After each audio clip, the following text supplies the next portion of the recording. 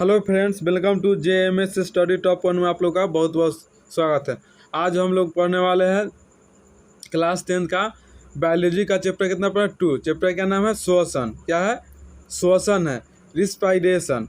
मतलब आज हम लोग क्या पढ़ने वाले हैं? श्वसन पढ़ने वाले। चलिए पहले श्वसन के बारे में जान लेते हैं। पहले क्या है श्वसन? तो श्वसन उन सभी प्रक्रियाओं का सम्मिलित रूप है जिनके द्वारा शरीर में ऊर्जा का उत्पादन होता है। मतलब श्वसन उन सभी प्रक्रियाओं का सम्मिलित रूप है जिनके द्वारा शरीर में ऊर्जा का उत्पादन। मतलब क्या होता है? श्वसन के कारण हम लोग के शरीर में ऊर्जा का उत्पादन किसके कारण होता है? तो श्वसन के द्वारा। तो श्वसन उन सभी प्रक्रियाओं का सम्मिलित रूप है जिनके द्वारा शरीर में ऊर्जा का उत्पादन होता है। इसका दूसरा डिफिनीशन भी देख लिए। चलिए क्या है दूसरा डिफिनीशन? हम लोग कैसे दे सकते? थोड़ा बड़ा है लेकिन इसको भी याद कर लीजिएगा। श्वसन के अंतर्गत बाहरी वातावरण से ऑक्सीजन ग्रहण कर शरीर की कोशिकाओं में पहुंचाया जाता है, जहां इसका उपयोग कोशिकीय ईंधन में ऑक्सीकरण में करके जैव ऊर्जा ATP का उत्पादन किया जाता है तथा इस क्रिया में उत्पन्न CO2 की फिर कोशिकाओं से शरीर से बाहर निकाल दिया जाता है। मतलब इस क्रिया में क्या होता है? पहले हम लोग श्वसन क्रिया में क्या, श्वसन के अंतर्गत बाहरी वातावरण होता है ना, मान लो जो कि पौधा होता है उसके बाहरी वातावरण होता है बगल में। तो श्वसन के अंतर्गत क्या होता है? बाहरी वातावरण से ऑक्सीजन ग्रहण करते हैं। कहाँ से ग्रहण करते हैं? बाहरी वातावरण से ऑक्सीजन ग्रहण कर शरीर की कोशिकाओं में पहुंचाता है। कहाँ पहुंचाता है? शरीर के कोशिकाओं में पहुंचाया जाता है। कहाँ पहुंचाया जाता है? शरीर की कोशिकाओं में पहुंचाया जाता है, जहां इसका उपयोग कोशिकीय ईंधन के ऑक्सीकरण में करके जैव ऊर्जा ATP का उत्पादन किसका किया जाता है? जैव ऊर्जा ATP का उत्पादन किया जाता है तथा इस क्रिया से उत्पन्न CO2 को फिर कोशिकाओं से शरीर से बाहर निकलता है। मतलब इस क्रिया में क्या होता है? CO2 गैस उत्पन्न होता है जो पूरे कोशिकाओं से क्या करते हैं? एक जगह इकट्ठा करके फिर क्या करते हैं? मतलब हृदय तक पहुंचाता है। मतलब जो हीमोग्लोबिन होता है ना हमारे शरीर में, जो हीमोग्लोबिन अशुद्ध रक्त होता है ना, इसके कारण क्या होता है? रक्त में क्या होता है? हीमोग्लोबिन पाया जाता है। तो हीमोग्लोबिन के कारण क्या होता है? हम लोग का रक्त लाल दिखता है। तो हीमोग्लोबिन जो होता है ना, तो उसमें क्या होता है? ऑक्सीजन होता है रक्त में। तो रक्त में जो ऑक्सीजन होता है ना, वो जो अशुद्ध रक्त में कार्बन डाइऑक्साइड, जो हमारे शरीर प्रत्येक कोशिका से क्या करता है? कार्बन डाइऑक्साइड लेकर के फेफड़ा तक, फेफड़ा उसको कहाँ क्या होता है? नाक द्वारा बाहर निकाल देता है। तो इस क्रिया में उत्पन्न CO2 की फिर कोशिकाओं से शरीर से बाहर कहाँ निकाल देता है? शरीर से बाहर निकाल दिया जाता है। बोला है पचे हुए भोजन पदार्थों से ऊर्जा का उत्पादन भोजन अणुओं के ऑक्सीकरण के द्वारा होता है। मतलब पचे हुए भोज्य पदार्थों से ऊर्जा का उत्पादन भोजन अणुओं के ऑक्सीकरण द्वारा किसके द्वारा होता है? ऑक्सीकरण द्वारा का कहते हैं पचे हुए भोजन का ऊर्जा का उत्पादन किसके द्वारा होता है? तो ऑक्सीकरण द्वारा होता है। ऑक्सीकरण दो परिस्थितियों में संभव है। किसमें है? दो परिस्थिति। पहला क्या हो जाएगा? वायवीय, और दूसरा हो जाएगा अवायवीय। क्या है? ATP का फुल फॉर्म क्या होता है? तो बोला ATP एडेनोसाइन। क्या हो जाएगा? एडेनोसाइन ट्रीफॉस्फेट। क्या होता है? ATP का फुल फॉर्म क्या होता है? एडेनोसाइन ट्रीफॉस्फेट होता है। इसको याद रखिएगा कि ATP का फुल फॉर्म क्या होता है? तो एडेनोसाइन ट्रीफॉस्फेट। क्या है? समस्त जैव कोशिकाओं में रासायनिक ऊर्जा का सार्वजनिक वाहक है, इसलिए इन्हें जैव ऊर्जा भी कहा जाता है। समस्त जैव कोशिकाओं में रासायनिक ऊर्जा का सार्वजनिक वाहक है, इसलिए इन्हें जैव ऊर्जा भी कहा जाता है। ग्लूकोज को कोशिकीय ईंधन भी कहा जाता है। क्या कहा जाता है? ग्लूकोज को कोशिकीय ईंधन भी कहा जाता है। श्वसन की क्रिया को निम्नांकित समीकरण द्वारा दर्शाया जाता है। श्वसन की क्रिया क्या कहता है? निम्नांकित समीकरण द्वारा दर्शाया जाता है। पहला देखिए C6H12O6 प्लस 6O2 एंजाइम और C6 का 6 का CO2 प्लस में 6H2O प्लस में ऊर्जा क्या जाएगा? C6H12O6 प्लस में 6O2 एंजाइम और CO2 प्लस 6H2O प्लस में ऊर्जा। तो क्या होता है? मतलब ग्लूकोज को ना किसकी उपस्थिति में? ऑक्सीजन की उपस्थिति में क्या करते हैं? एंजाइम द्वारा क्या करते हैं? एंजाइम द्वारा इसका क्या करते हैं? विखंडन करते हैं। तो टूटता है। किसमें टूटता है? देखिए पहला क्या होता है? कार्बन डाइऑक्साइड और जल और ऊर्जा। तो इसमें कार्बन डाइऑक्साइड बहुत कम मात्रा में होता है। क्या होता है, बहुत कम मात्रा में होता है, लेकिन जल भी इसमें थोड़ा कम मात्रा में, लेकिन ऊर्जा हम लोग क्या होता है, ऊर्जा इसमें बहुत मात्रा में मुक्त होती है, जिसके कारण हम लोग क्या होता है कि ऊर्जा मुक्त होने पर जैसे ग्लूकोज होता है, जो ग्लूकोज किससे भोजन से प्राप्त होता है, तो ग्लूकोज जो बनता है तो ग्लूकोज किसमें ऑक्सीजन की उपस्थिति में एंजाइम द्वारा किसमें टूटता है, पहला टूटता है कार्बन डाइऑक्साइड, जो हमारे शरीर में बहुत कम मात्रा में होता है। ये क्या होता है, जल होता है। क्या होता है, जल और ऊर्जा, जो ऊर्जा अधिक मात्रा में उत्पन्न होती है, जिसके कारण क्या होता है, हम किसी काम को कर सकते हैं। संपूर्ण कोशिकीय शोषण को दो अवस्थाओं में बांटा गया। कितने अवस्था में, दो। पहला क्या हो जाएगा, वायवीय शोषण, दूसरा हो जाएगा अवायवीय शोषण। तो वायवीय शोषण ऑक्सीजन की उपस्थिति में होती है। किसमें होती है, वायवीय शोषण ऑक्सीजन की उपस्थिति में होती है। दूसरा क्या है, अवायवीय शोषण। अवायवीय शोषण ऑक्सीजन की अनुपस्थिति में होता है। मतलब वायवीय शोषण ऑक्सीजन की उपस्थिति में होता है। क्या होता है, वायवीय शोषण ऑक्सीजन की उपस्थिति में होता है, अवायवीय शोषण ऑक्सीजन की अनुपस्थिति में होता है।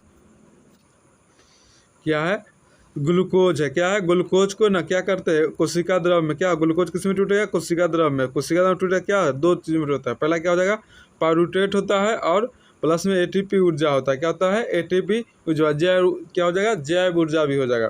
तो इसको ग्लूकोज के पहले किस में तोड़ेंगे, कोशिका द्रव की उपस्थिति में किस में तोड़ेंगे, पायरूवेट में और एटीपी ऊर्जा में। इस एटीपी ऊर्जा को और पायरूवेट को तोड़ना है ना, तो किसमें देखिए, पहले क्या है, ऑक्सीजन की अनुपस्थिति में। ऑक्सीजन की अनुपस्थिति में या ग्लूकोज बोले चाहे पायरूवेट या एटीपी ऊर्जा को जब ऑक्सीजन की अनुपस्थिति में तोड़ा जाता है तो क्या होता है, इसमें तोड़ते हैं तो क्या होता है, एथेनॉल और कार्बन डाइऑक्साइड निकलता है। क्या निकलता है, कार्बन डाइऑक्साइड होता है। तो इसमें क्या, ये क्रिया कहाँ संपन्न होती है, तो ये क्रिया कहाँ होते हैं, ईस्ट में होती है। किसमें होती है, ईस्ट में। तो क्या हो जाएगा, पायरूवेट हो जाएगा ना, पायरूवेट क्या से करेगा, ऑक्सीजन की अनुपस्थिति में, किसको अनुपस्थिति में, क्या है, ऑक्सीजन की अनुपस्थिति में कार्बन डाइऑक्साइड, क्या हो जाएगा, कार्बन डाइऑक्साइड, और किसके, एथेनॉल, क्या करेगा, एथेनॉल में परिवर्तित हो जाता है। यह क्रिया क्या कहलाता है, क्यूनन कहलाती है। जो क्रिया होता है ना, क्यूनन कहलाता है। मतलब इस क्रिया को हम लोग क्या कहेंगे, क्यूनन कहे। ये क्रिया कहाँ संपन्न होती है, मतलब इस क्रिया कहाँ संपन्न, तो ईस्ट में। किस में होती है, तो ये क्रिया किस में होती है, ईस्ट में होती है। देखिए दूसरा क्या है, ऑक्सीजन के उपस्थिति में, ऑक्सीजन की उपस्थिति में।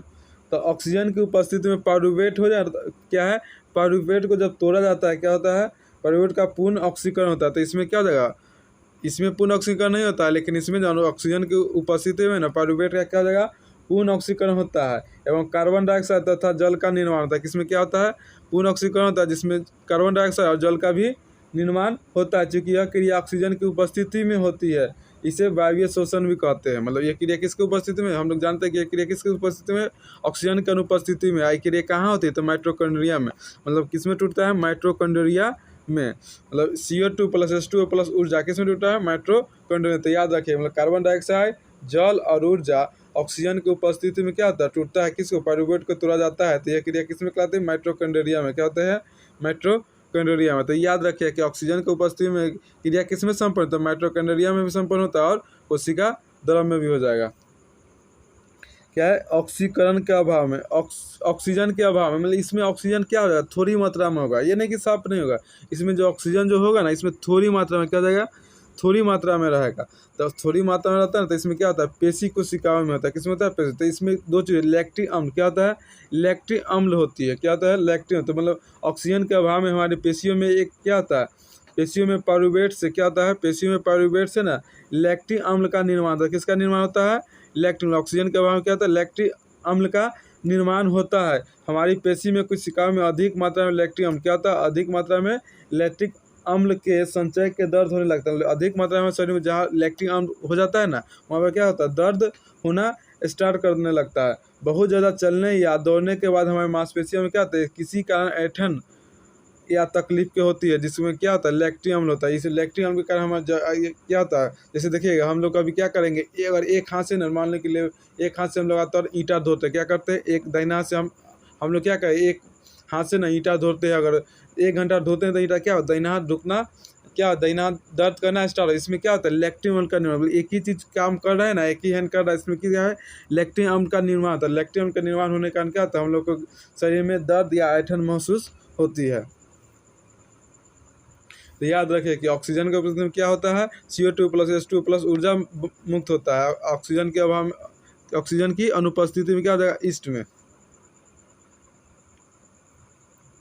तो क्या है, ग्लूकोज को जब तोड़ें तो कोशिका द्रव से तो क्या पायरुवेट प्लस एटिव ऊर्जा में होगा, और जब ऑक्सीजन की अनुपस्थिति में जब तोड़े तो क्या टूटता है, पायरुवेट किसमें, तो एथेनॉल और कार्बन। तो याद है कि ऑक्सीजन की अनुपस्थिति में पायरुवेट जो टूटता है किसमें, एथेनॉल और कार्बन डाइऑक्साइड।